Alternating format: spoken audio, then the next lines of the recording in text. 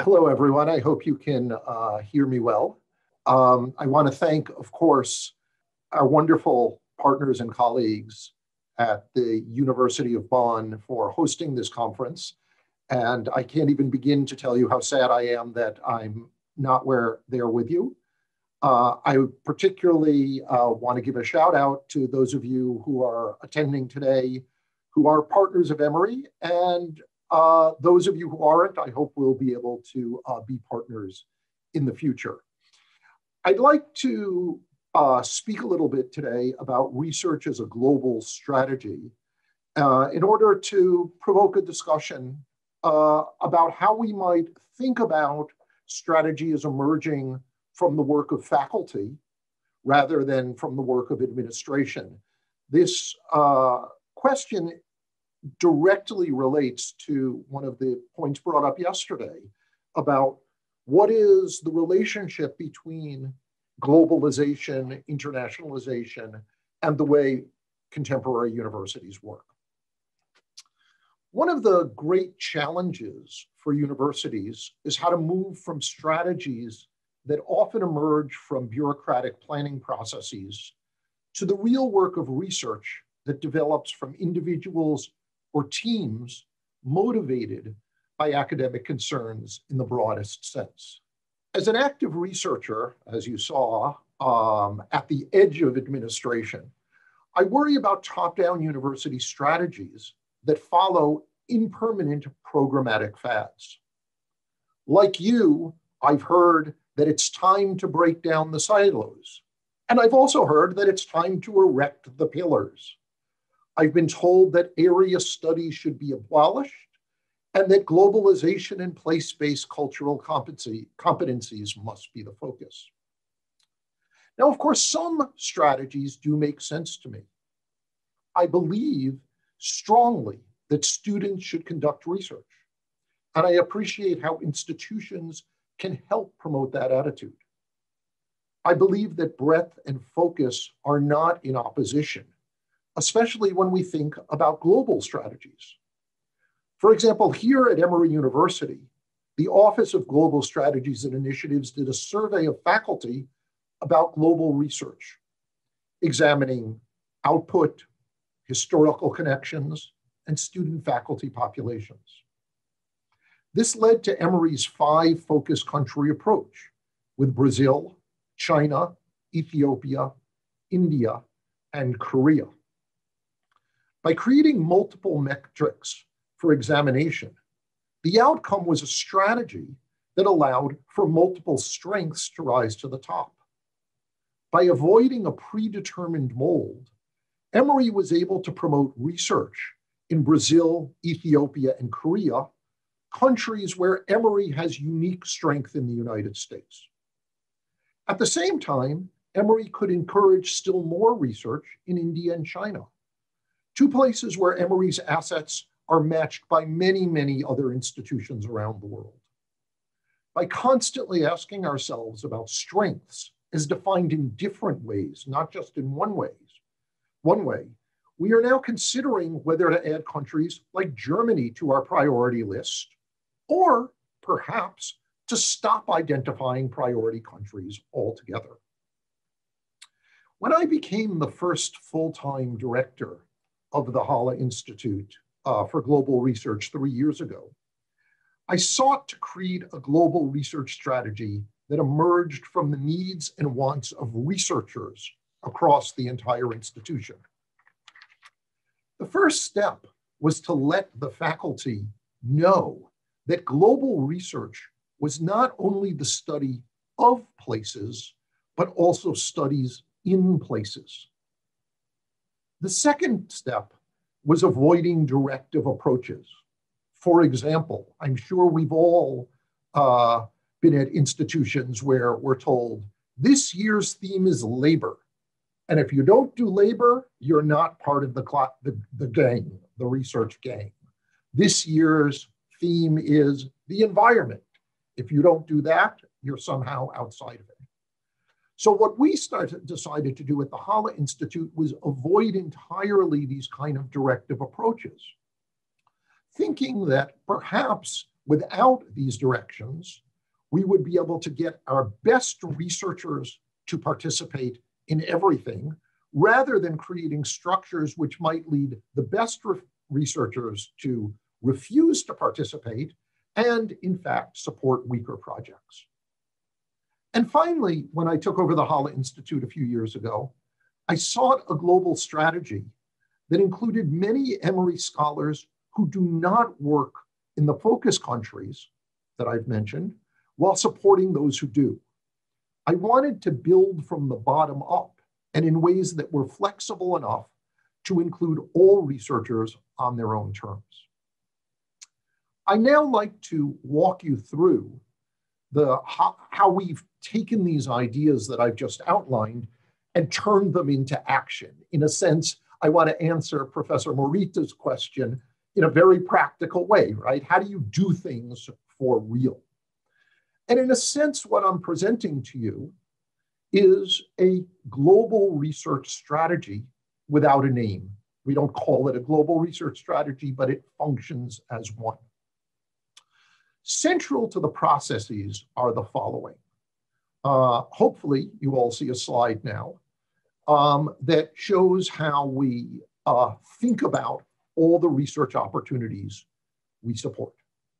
Since Emory is a comprehensive university, our first primary directive is that funding should be open to all researchers from all fields and from all schools.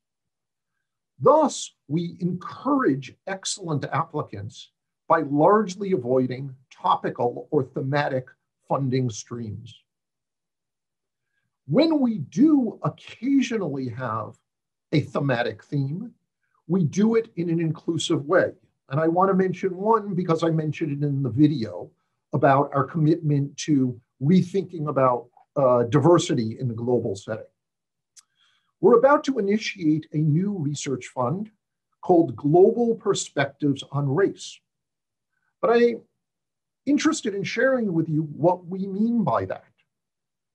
We've told our colleagues that the projects might be on the very construction of the category race. The projects might be on inequalities and the egalitarian movements that are fostered. It might be on the interplay of race with imperialism or colonialism. It might be on the intersection of race with gender or health or labor or education. In other words, even when we put something with what we might call a theme, we've tried to express it in a way that every single person can apply. We'd like to say that we're looking for applicants from the drama department to the drug discovery group. And for us, that would be success.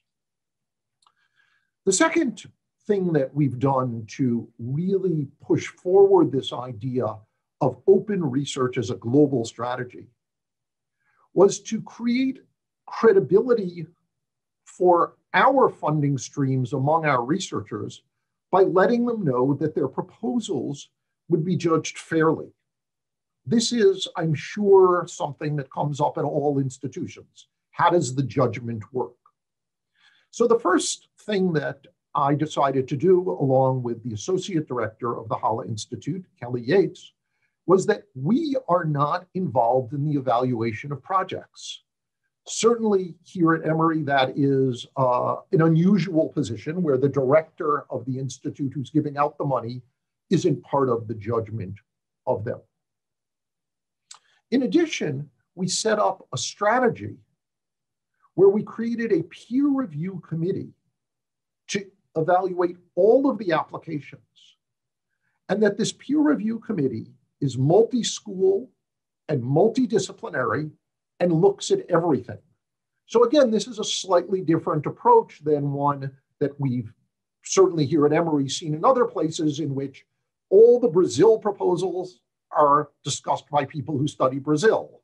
All of the performance studies proposals are discussed by people in performance studies. Here we've tried to think about how to do this in a broad way, in a strategic way that's institutional. And our final rule to make all of this work, and this may be surprising to you, although it might not be to those of you who have a lot of contact with the United States, is that I, as director, insisted as a condition of accepting my position that my research and teaching agenda would continue. This isn't always the case among administrators in US universities, but I felt that I would be able to talk to colleagues about our global research strategy only if I was doing my research as well. And that has turned out to be the case. It's been very, very important that I'm an active researcher in creating this new global research strategy. What have we found by doing this? Well, first, as we've worked with our partners, we're pleased to find that great research rises to the top, even when compared across topics and disciplines. We're gratified that our faculty peer review committee members are excited by projects outside of their fields, and that the disciplinary gatekeeping that one might anticipate, we have seen no evidence of this in practice. Indeed, when we put this multidisciplinary, multi-school peer review committee together, one of the things I most often heard was, how can you compare a project in theater with a project, for example, in public health? But what we found was it's possible by making the requests for proposals clear, by asking people proposing to us to be clear, to letting them know what the peer review committee looks like. What we found over and over again is members of our review committee from the natural sciences, for example, fight to get arts research funded. And those from the humanities often rank projects in the health sciences at the top. The strategy of assuming breadth among our peer reviewers, rather than narrowness, consistently leads to better outcomes. And so I want to really pitch to all of you that taking the positive approach, assuming all of us are in a position to think broadly, works really well. Another thing that we've done practically to make the Halle Institute research project funding a success was to stay out of the researchers' ways. Now, I understand this works differently at different institutions, but I'm sure all of the researchers who are listening to this webinar have been in a situation where they've kind of smacked their heads and said, I can't believe I'm being forced to do this, which is preventing me from doing great research. So we decided to set up a system that starts from the presumption that the researchers we support are to be trusted in doing excellent scholarship, not for us to be spying on them all the time to make sure that they're playing by rules that we've made up. I'd now like to spend a few minutes talking a little bit more about how we operationalize the Halle Institute's global research strategy. At the center of our approach is what we call the Collaborative Research Grant Program. It shows that great research is recognizable across fields, geographies, and topics. We do this with 9 bilateral shared funding competitions that connect us to highly ranked comprehensive partner universities, like our wonderful partners at the University of Bonn, our wonderful partners at the University of St. Andrews. We all heard Sam Lister's great talk this morning, as well as others in Latin America, Africa, and Asia. Using our directive of open to all, the collaborative research grants have funded dozens of projects, ranging from digital cartography to very intense biological examinations. These projects, the projects themselves, and this is where research is in fact a global strategy, these projects have internationalized Emory, and we hope our partners from within and externally. Faculty and students here at Emory see that collaboration with the University of Bonn, for example, is not about German studies, but all areas of knowledge. Our multi-school faculty peer review committee breaks down barriers by bringing together colleagues who have never met each other right here at Emory. That's another part of a global research strategy, is breaking down barriers at home. Just to give you an idea, this year's faculty peer review committee includes people from physics, dance, public health, biology, history, and nursing. As you can see from the next slide, we funded all sorts of different kinds of projects through the Collaborative Research Grant program. And one of the things that's been amazing for us is that the first part of the decision-making, in which an Emory peer review committee and a partner peer review committee independently evaluates proposals, that these committees have almost 100% of the time come up with the exact same rankings. In other words, you might think that two different groups working on proposals in different ways would have lots of conflict, but again, that hasn't been our experience. Excellence has risen to the top, whether that excellence is in the School of Medicine, whether it's in business and administration, whether it's in some other area. Another way that we've thought about internationalizing Emory and using research as a global strategy is through a unique Halle Institute Fulbright Distinguished Chair program. The way we've done this is we've gone to Fulbright commissions in Brazil, Korea, South Africa, and India, and proposed to split the costs to bring a recently appointed senior scholar to Emory for a semester. Unlike a traditional Fulbright, which some of you may have had or may have received, this distinguished chair program encourages intellectual exchange by asking the chair to become a central part of our research and teaching community, and thus making their experience at Emory fundamental not only to their careers as researchers, but more broadly as academics.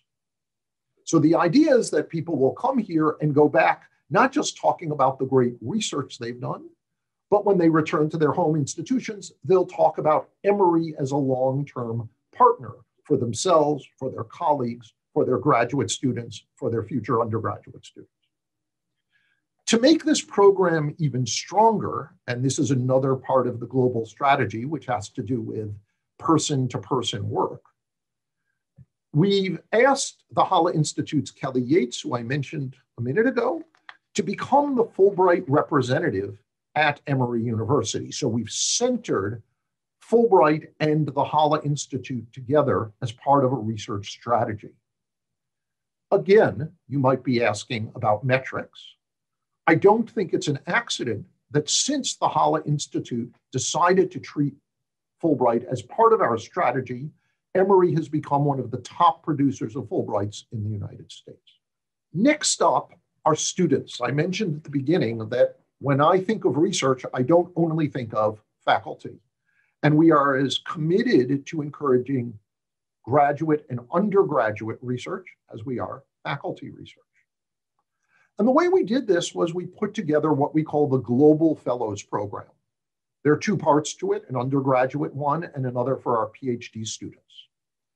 In both the programs, the Halle Institute funds independent summer research for the individual students, and then leads workshops on turning that research into scholarly output. In the case of undergraduates, these are honors theses. And in the case of PhD students, it's writing grant proposals to fund even more extended global research. The students, just so you know, are chosen on the same open competitive basis by the exact same peer review committee that chooses the distinguished chairs and the collaborative research grants. Again, this is part of a global research strategy to create the future. Our bet is that by funding these students, we are going to be helping the world, in a sense, in having future global researchers who not only have been in the field since early in their careers, but have thought about things like anti-imperialist global research, anti-racist research, multidisciplinary methodologies, and things like that. The undergraduate program, and the picture you're seeing here is one group of our global fellows, has produced multiple Fulbrights, as well as entry into top 10 graduate programs around the world, ranging from MD PhDs to ethnomusicology to linguistics. In fact, because of issues going on here in the United States right now, 2 of our current global fellows are applying to graduate programs in the United Kingdom as we speak. So to conclude, so we have plenty of time for discussion. Emory University's global strategy broadly, like most global strategies at universities, seeks to lead and influence global scholarship, research, and teaching to equip students and faculty to meet the opportunities and challenges of an increasingly interconnected world. The Halle Institute has taken that broad idea at the university level and tried to think about how to do this practically through research. We think of ourselves as the academic heart of this broad strategy, and we use a grassroots approach that seeks to expand new and existing faculty research connections broadly, and in doing so, flowing upwards to the university as a whole and downwards to students. Our primary directive is always open to all, and the results have been excellent. We have found that letting researchers tell us what they do best promotes innovation and creativity. We keep very careful metrics on how we distribute our funds, and we are pleased each year with the diversity of our recipients. And when I say diversity, I mean in any way you want to think about it, across schools, across rank, across topics, across genders, everything. The Halle Institute's funding supports research that extends disciplines, drives research, and engages Emory University in global dialogues. Research, as I hope I've convinced you in this short talk, is in and of itself a crucial global research strategy. So with that, I thank you, and I'm happy to answer questions.